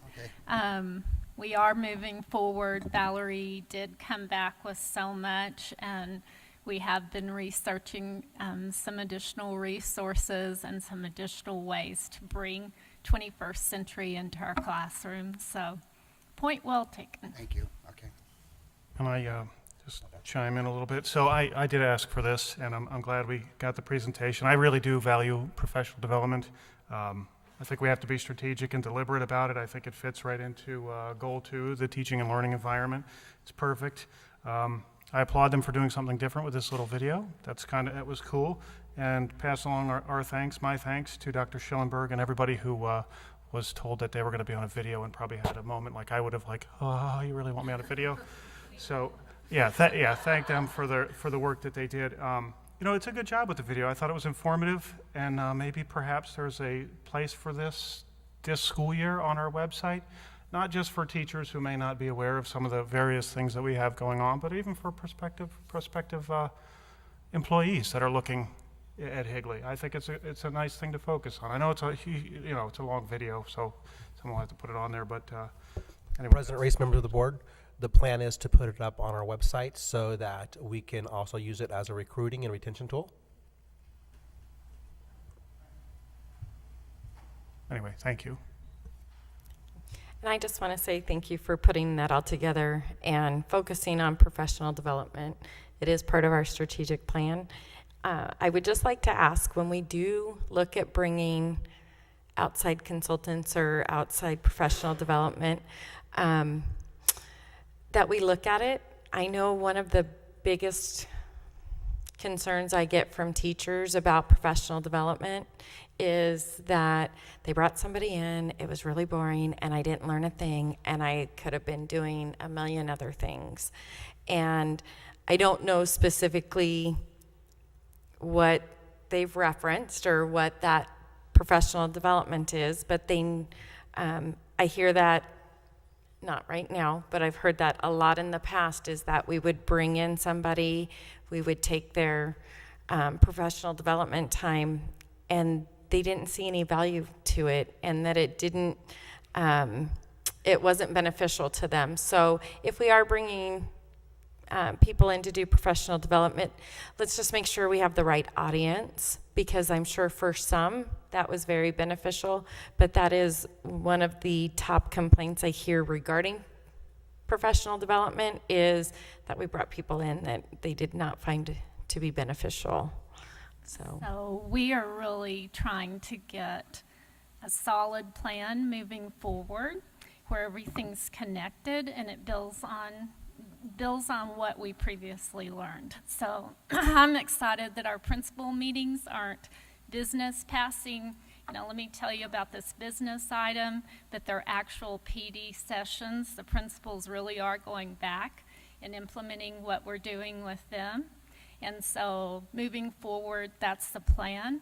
So we appreciate your support and your interest. Thank you. Anyone have anything else? Thank you. Tell Dr. Schellenberg putting you on the spot.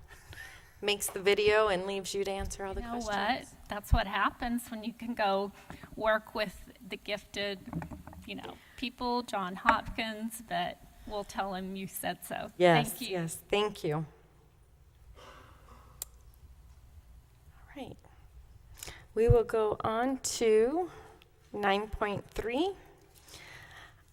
I move that we approve fiscal year 2018 expenditure budget revision number 1 to allocate 1.0% teacher salary increase. Second. I had to do that one more time. All right, any questions? I think we would have asked them to Mr. Holland during that time. Just want to make sure. Okay. All those in favor? Aye. Aye. Motion carries 5-0. 9.4.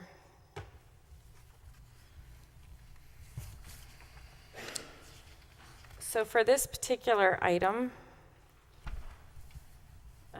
I'm going to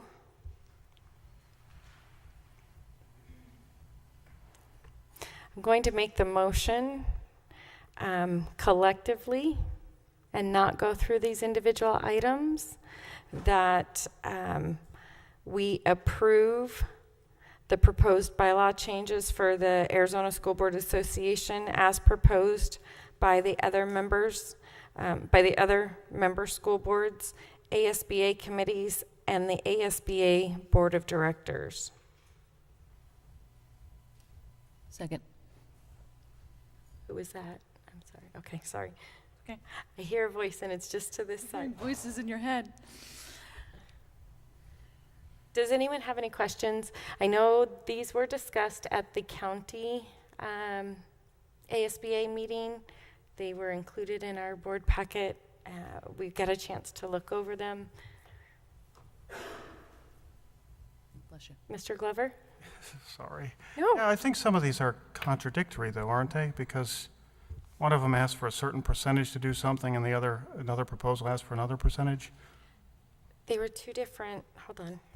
I'm in a. Page 75. I was in a different board packet than. Which one are you talking about? Let's see, B. Okay, B and C. Right. Well, anyway, I think some of these that I would vote no on, so I wouldn't want to oppose them in mass, I suppose. Well, if I'm going to get outvoted, it's probably. But, okay. I don't have an issue with it. All right. Well, I'll welcome other comments before I amend that then. Because there are, what was it, 8?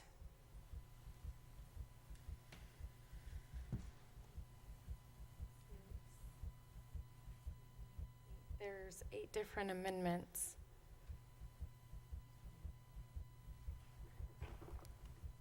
And on that, I think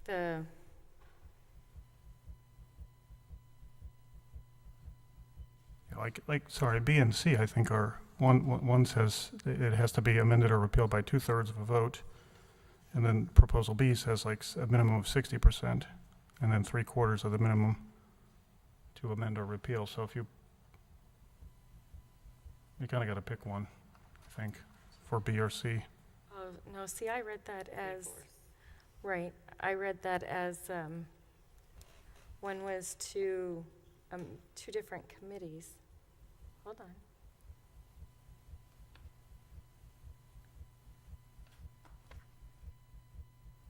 Gotcha. I'm with you. I read it 2 different things, because there's another one that has a similar aspect, but they're 2 different. I had to read it a couple times, like, okay, wait.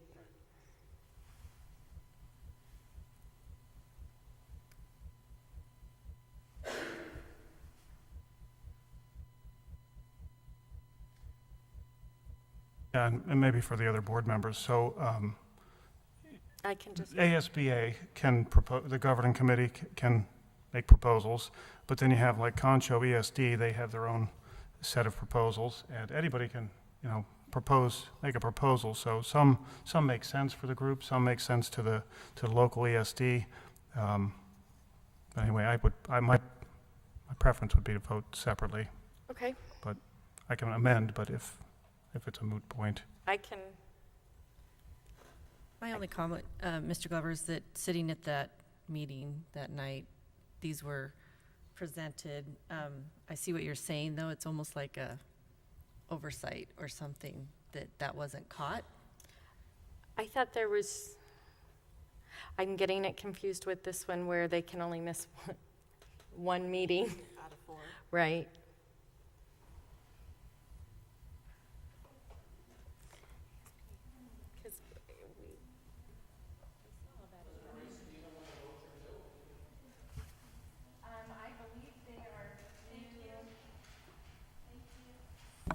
Your next meeting is November 8th. And, pardon? Oh, maybe? Oh, okay. I take that back. What I was thinking is if you wanted to table it, maybe we could put together a little chart that would make it easier for you or something. President Reese, members of the board, there's also lots of information on the ASBA website that I can include in the superintendent's report this Friday, if that would be helpful. There's a video on each one of these. Okay, because they did talk about them that night, and I didn't catch that they were contradictory then either. Clearly, I get what you're saying. Because we had a conversation on each one of these. Good catch. So I don't know when it's due. Do you know, Mrs. Good?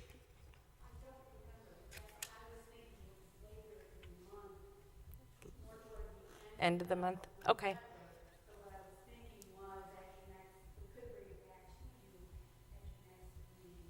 Okay.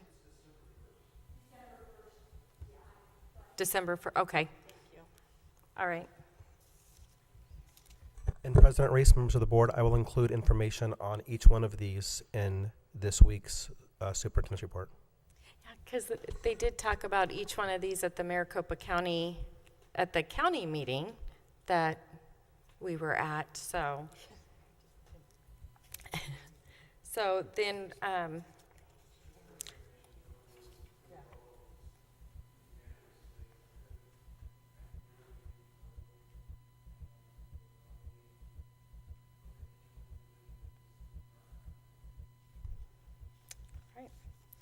Well then, I will withdraw my motion. And you withdraw your second. So then I will move to table this item. Second. Any concerns or questions with tabling? Okay.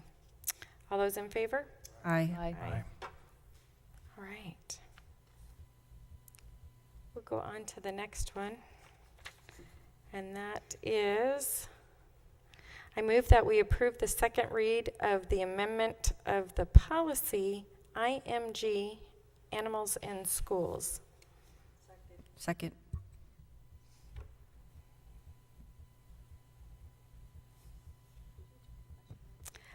Now, I did have a question on this one.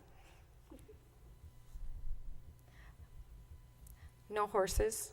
Chairman Reese, members of the board, I just trotted right up here to respond to your question about miniature horses. The state statute defines service animals as dogs and miniature horses that are trained to perform certain tasks. The federal regulations only use dogs in the definition, but discuss miniature horses in some of the regulations with respect to giving them the same rights of being around as dogs. So it's there because that's what the law is. So All right. far, we haven't had anyone bring one in, but if we do, we'll deal with it. If we do, we'll deal with it. I saw your information here as well. The other question I had regarding this particular policy, we do reference what we currently have within our schools, whether they're a therapy dog or a service dog.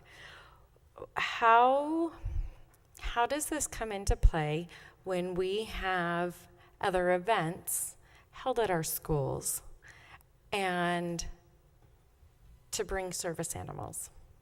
They must be allowed if we have something that's open to the public. Service animals must be allowed. Therapy animals are not required. You don't have to allow them.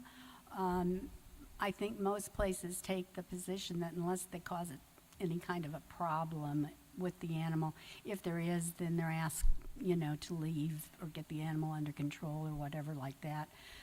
But you're not required legally to allow therapy animals in, but the service animals you would have to. Okay. And I know that there's been some issues where people have brought service animals, and there's concerns regarding gym floors, regarding other things where service animals could potentially cause problems. So is there any training information regarding this that we can get out to our sites so people at the site level know how to handle, not just within our school day or within our students or staff, but there was concerns with a service animal coming in during a basketball game, claws on the gym floor. They were. There would be no reason that you have to allow an animal to be on the gym floor. I mean, I don't know of any particular training, but we can look for something to put it together. Truthfully, it has not arisen as a big problem. And I agree. But there are ways, we understand your concern about problems that could arise, and we should give some thought to that. And there are materials available. We haven't collected them together, but that's a good thing that we really should do. I think we're starting, just in general, in public, I think people are starting to see more and more service animals classified as service animals, maybe not certified as service animals. And I think in general, I know I've been seeing them at a lot more school events in the evenings where people are bringing animals, and I don't know that our staff knows how to answer those questions or how to deal with that. So if there is, and it's just kind of the timing with this policy too, while this isn't regarding, we're talking about our school day, we need to remember about our school events too, and someone who may bring their service animal, and I don't know that public events, our staff knows really how to handle that and direct it. President Reese, members of the board, also the requirements of a service or a therapy animal require that the handler care for that animal's bodily and functions of everyday living. And so the handler would be responsible for a lot of those issues, which is made clear in the agreement when they bring a service animal or therapy animal to our schools. Okay. And there's also a damage clause in here too, but you're more concerned about the people that haven't signed this and are just coming to an event. Correct. Yeah. Correct. Yep. Mm-hmm. Kind of overall, people are asking, what is the district policy on service animals in school? Well, our policy addresses students and staff who have them. It doesn't address the public. Right. So. Any other questions or comments regarding this policy? All right. All those in favor? Aye. Aye. Aye. Motion carries 5-0. 9.6, I move that we approve the award for chiller replacement at Coronado IFB 17-10-17 to Advanced Mechanical Services. Second. Any questions or comments? President Reese, I just wanted to point out to the board that this is, due to the hard work of Dr. Fowler and his team, a school facilities board funded project. Still working. That was going to be my question, Dr. Fowler, so thank you so much. Thank I know you. Work on that all the time. No other questions or comments? All those in favor? Aye. Aye. Aye. Motion carries 5-0. All right, future agenda items. We do have some updates and presentations coming up. One discussion that we do need to have, and I'll I'll preface this discussion as it follows, and then follow with Mrs. Ford. On our November 8th meeting, it has come to our attention that we will not have a quorum, so we will be unable to hold that meeting on November 8th. We don't have a timeline as to when we'll receive our new board member appointee. So there is some thought if we can move that meeting to November 15th, it would be just the next week. If anyone, is everyone okay with that? It's not right before Thanksgiving. I was going to miss one of those Wednesdays. I wasn't sure yet if the 8th or the 15th, and I'm still unsure because we're traveling, so stand by. Okay. Sorry. Because I know Mr. Witovich and myself will both be gone on November 8th. So. And ironically, so would I have been. Not to sound harsh, but if Mr. Glover's here, that's okay, you're not. So if we can just follow up with Mrs. Reach, and if we are unable to schedule for the 15th, then more than likely we will not have a November meeting because we get into Thanksgiving right after that. So we'll have to figure that one out. With that, this is Mrs. Ford's last meeting. And yeah, this is Mrs. Ford's last meeting. If people haven't known by now, since we have put the posting, you submitted your resignation, tonight's your last meeting. We've gone through the process and we've given information to our county superintendent for an appointment, and we've got to wait for him to make his decision. So we're just waiting on him. So. Well, I'm certainly sorry to put you in that position, for sure. You know, and I don't take stepping down lightly either. I like to keep my commitments. But, you know, as you and I discussed, Christina, life happens, changes occur, and a career opportunity presented itself to me that I could not say no to. It's such a great thing, and it's requiring travel to San Francisco and to Denver routinely. And I've had to miss a couple of meetings already. I would have to miss November 8th, and it's just not fair, nor is it possible to serve on a school board and not be present for a lot of the meetings. So I really felt that it was the best decision to do that. It's been an honor to serve on the board and serve the community, quite frankly. I've loved sitting up here with the four of you. Each of you have such unique backgrounds and just value to bring to this board.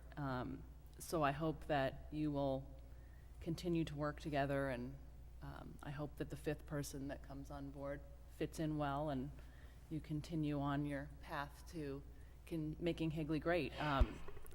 I'm a big fan of Higley School District, and I still have 3 kids in the school district, and I will continue to volunteer at the bridges as much as my schedule allows, but I just want to say thank you. Thank you, Dr. Thomason, just for the support that you've given me and the chance to be on the board.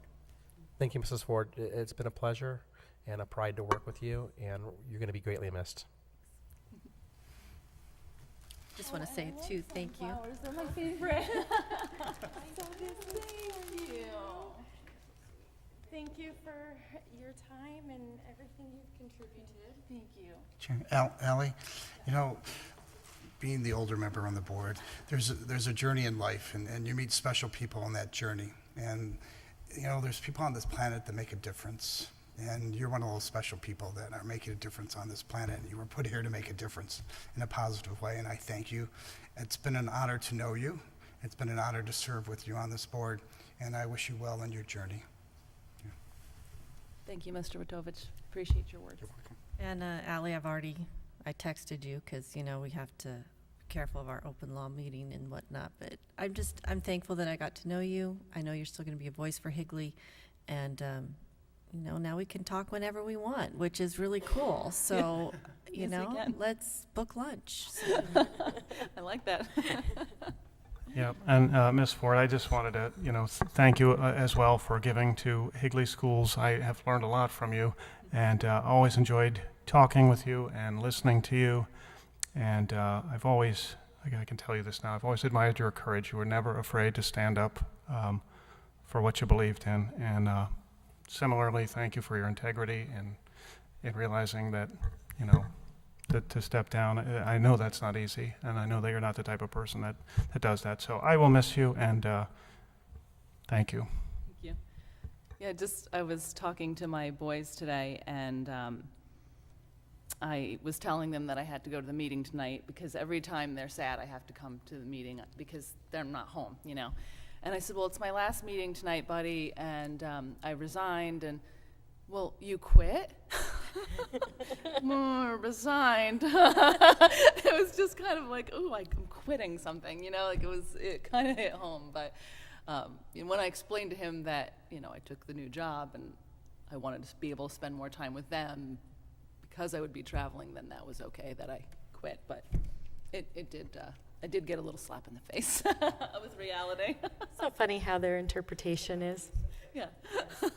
Well, thank you, and I'm sure because our kids are in the same grade and that we will still see each other and you'll still be around when you're not traveling. You know what Wednesday nights we're here. I think there's a seat in the audience for you. Watch us on TV. I know where to find Watch us on TV. And not that I'm this plethora of knowledge or anything, but I mean, if ever you want to chat or have an idea you want to bounce off of me, an HR issue relating to the school district or not, I'm happy to help. So Thank you. We appreciate that. So with that, I'll let her do it. I was going to say, do you want to? We just went through future agenda items. Yeah, we said that we have these items coming up in November and December. That's talking field trip. Yep, that's going to be in November. So you can round us out here. Okay, so I move that we adjourn our meeting. Second. All those in favor? Aye. Aye.